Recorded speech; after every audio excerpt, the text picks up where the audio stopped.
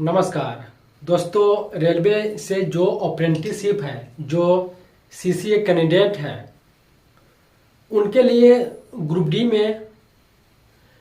में जो अभी 20% का आरक्षण दिया जा रहा है और उसके माध्यम से उनकी भर्तियां होती हैं।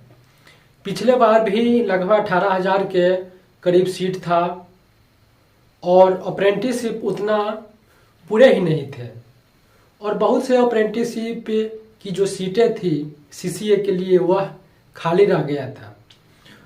तो दोस्तों, इस बार रेलवे के द्वारा एक नोटिफिकेशन में बताया गया कि इस बार की जो ग्रुप डी की भर्ती आएगी उसमें आईटीआई नहीं रहेगा, जबकि पिछले बार एक नोटिफिकेशन में यह दिया गया था कि ग्रुप डी की भर्ती में भी आईटीआई अनिवार्य रहेगा। इसके लिए बहुत ही प्रोटेस्ट हुआ और अंत में रेलवे को यह फैसला वापस लेना पड़ा। लेकिन इस बार यह कयास लगाया जा रहा था कि ग्रुप डी की भर्ती में आईटीआई अनिवार्य रहेगा।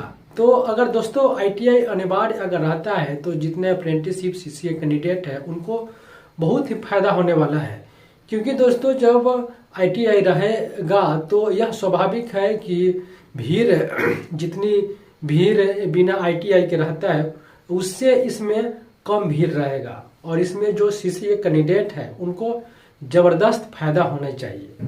तो इसमें रेलवे के द्वारा यह फाइनल किया गया है कि बहुत सारे पोस्ट है जिनके लिए आईटीआई लिया जाएगा और बहुत सारे पोस्ट है जिनके लिए आईटीआई नहीं लिया जाएगा। तो जो अप्रेंटिसशिप है उनको लिए अगर आईटीआई नहीं दिया जाता है तो थोड़ी सी नुकसान उठाना पड़ सकता है अप्रेंटिसशिप को, और अगर आईटीआई रहता है तो जो अप्रेंटिसशिप है उनके पास तो आईटीआई पहले से रहता है और उनके पास एनएससी का सर्टिफिकेट भी रहता है जो अप्रेंटिसशिप करने के बाद उनको दिया जाता है। तो अप्रेंटिसशिप को बहुत फायदा होगा और पिछले बार जितने भी अप्रेंटिसशिप का ज्वाइनिंग नहीं हो पाया था, थोड़े थोड़े नंबर से रह गए थे, तो उनका अगर इस बार की भर्ती में आईटीआई लागू हो जाता है तो उनका भी इस बार सिलेक्शन हो जाएगा। तो अब देखना है जब ग्रुप डी की नोटिफिकेशन आती है तो उसमें क्या आईटीआई अनिवार्य रहता है नहीं रहता है। और दोस्तों, जो एनएससी सर्टिफिकेट के माध्यम से जो 20% का आरक्षण दिया जा रहा है सीसीए वाले को, तो इस आरक्षण के बजाय जीएम पावर की मांग उठ रही है कि हमको आरक्षण नहीं, हमको डायरेक्ट आप भर्ती दीजिए जीएम पावर के माध्यम से। अगर जीएम पावर पिछले बार भी लागू रहता तो सभी अप्रेंटिसशिप का सिलेक्शन हो जाता और जितने भी अप्रेंटिसशिप बचे हुए हैं इस बार भी, इस साल जितने भी अप्रेंटिसशिप जिसका इस बार कोर्स पूरा हुआ है वे भी इस बार अप्लाई करेंगे ग्रुप डी के लिए। तो दोस्तों, इस बार की जो कट ऑफ है वह अधिक होने वाला है।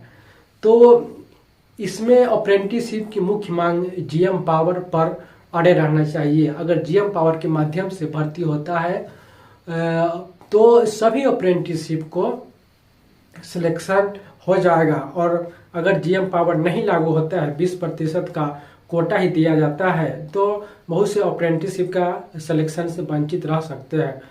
तो जो अप्रेंटिसशिप एसोसिएशन है वह जीएम पावर की मांग तो कर ही रहे हैं और जीएम पावर के अलावा 20% की जो रिजर्वेशन दिया गया है उसको बढ़ाना चाहिए, क्योंकि अप्रेंटिसशिप की संख्या बहुत हो गया है और सिर्फ 20% का रिजर्वेशन दिया गया है। तो इसको बढ़ा करके 40% रिजर्वेशन देना चाहिए ताकि जो डबल स्किल्ड कर्मचारी अप्रेंटिसशिप है उनको नौकरी दिया जा सके। तो दोस्तों, जीएम पावर की मांग उठ रही है। लग रहा है कि जीएम पावर लागू हो जाए तो अप्रेंटिसशिप के लिए बहुत ही अच्छा है, और नहीं तो ग्रुप डी की सभी पोस्ट में अगर आईटीआई लागू हो जाता है तो भी अप्रेंटिसशिप सीसीए वाले को बहुत फायदा होगा, क्योंकि भीड़ भाड़ कम रहेगी। पिछले साल के मुकाबले पिछले बार जो वैकेंसी आई थी उसके मुकाबले भीड़ भाड़ थोड़ी सी कम रहेंगी, तो अप्रेंटिसशिप सीसीए को फायदा मिलेगा। दोस्तों, इस वीडियो में इतना ही। बहुत बहुत धन्यवाद।